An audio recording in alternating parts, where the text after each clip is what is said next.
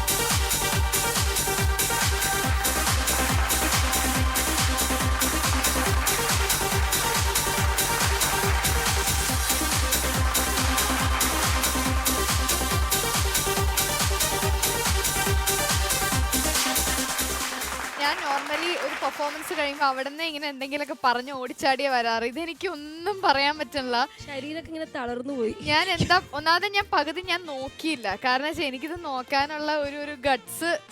ഇത് അത്രയും ഷാർപ്പായത് കണ്ടോ.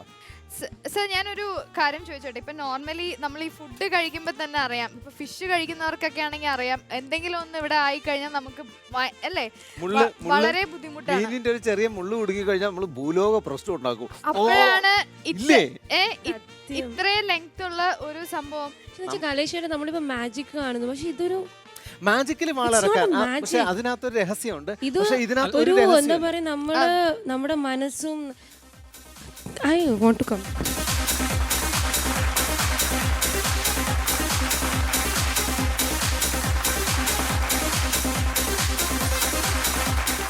ഏതെങ്കിലും ലൈഫ് സ്റ്റൈലിൽ വരുത്തുന്ന ചേഞ്ചസ് ആണോ, എങ്ങനെയാണ്?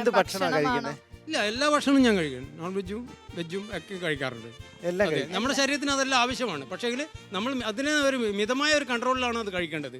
നമുക്ക് പ്രശ്നങ്ങൾ ഉണ്ടാക്കുന്നത് നമുക്ക് മാത്രമേ അറിയൂ.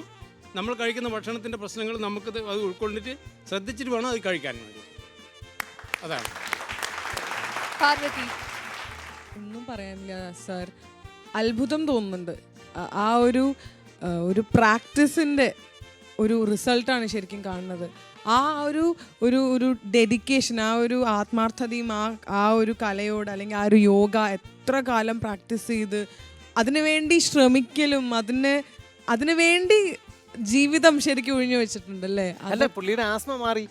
അതാണ് എത്രയെങ്കിലും കാലം മുമ്പ് ആസ്മ മാറി അല്ലേ? അതെ, തീർച്ചയായിട്ടും. അതൊരു ശില്പി കൂടിയാണ്. 2009 ഏറ്റവും നല്ല ഹാൻഡ് വർക്കിനുള്ള നാഷണൽ വിന്നറുള്ള ഭാഗ്യം എനിക്കുണ്ടായിട്ടുണ്ട്. അത്ഭുതം. അത് ഭയങ്കരമായിട്ട് എനിക്കെല്ലാം ശരിക്കും അത്ഭുതമാണ്. അതും ഞാൻ ഒരു പ്രത്യേക സ്ഥലങ്ങൾ പോയി അഭ്യസിച്ചതല്ല. ഒഴിവ് ടൈം എങ്ങനെ ഉപയോഗപ്പെടുത്തുക എന്നുള്ള നിലയിൽ വേരുകളിലാണ് ശില്പങ്ങൾ ഉണ്ടാക്കിയിട്ടുള്ളത്. അങ്ങനെയാണ് ഞാൻ ഒരു ചെറിയൊരു മ്യൂസിയം എൻ്റെ സ്വന്തമായിട്ടുണ്ട്. അത് കുട്ടികൾക്ക് കുറച്ച് പ്രാധാന്യത്തോടുകൂടി കാണിച്ചു കൊടുക്കാൻ പറ്റുന്നതാണ്.